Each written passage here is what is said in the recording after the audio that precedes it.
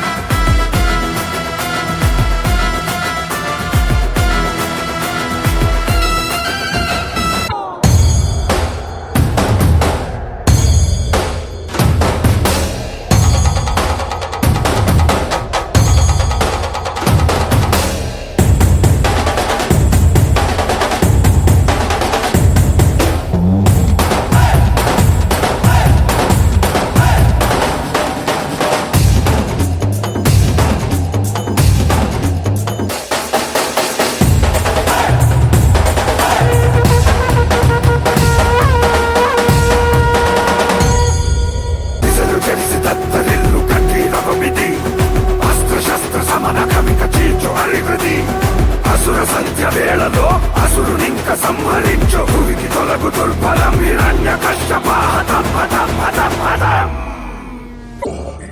నీకిదెప్పుడు అర్థమవుతుంది? నేనే ఈ జగత్తుకు తండ్రినని.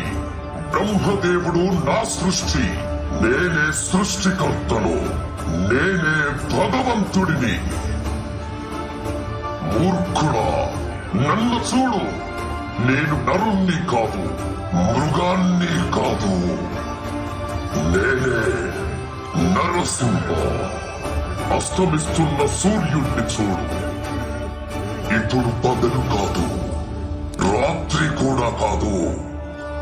నువ్వు గృహం లోపల లేవు, అలాగే వెలుపలా లేవు. చూడు, నువ్వు గడప మీదున్నావు.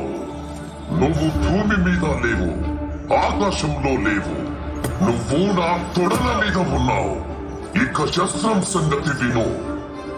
నా గోళ్లను బాగా చూడు.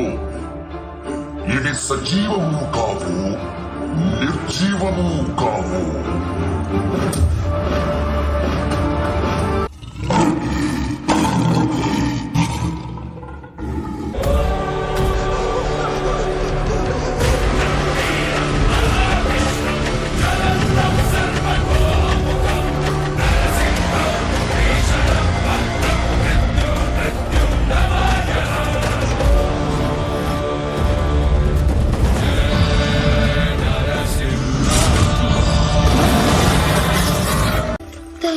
శాంతించండి ప్రభు.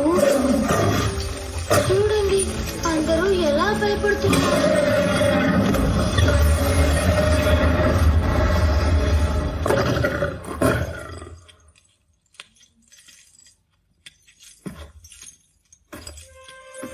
హే ప్రభు శాంతించండి. మాధవ జయ జయ, ఈ జగతికి మూలం నీ దయ. నీ దర్శనముంది వెలిగిన జ్యోతి మనసున చిన్మయ. పరమాణువు రూపం విశ్వాకారం నిండుగా నిండెనయ్యా. ఓం నమో భగవతే వాసుదేవాయ నమః.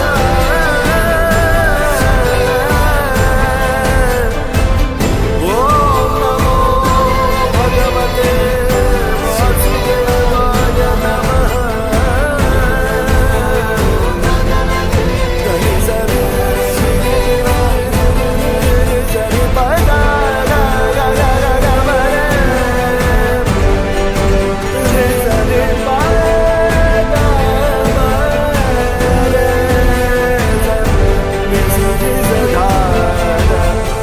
ఓం నమో భగవతే వాసుదేవాయ నమః.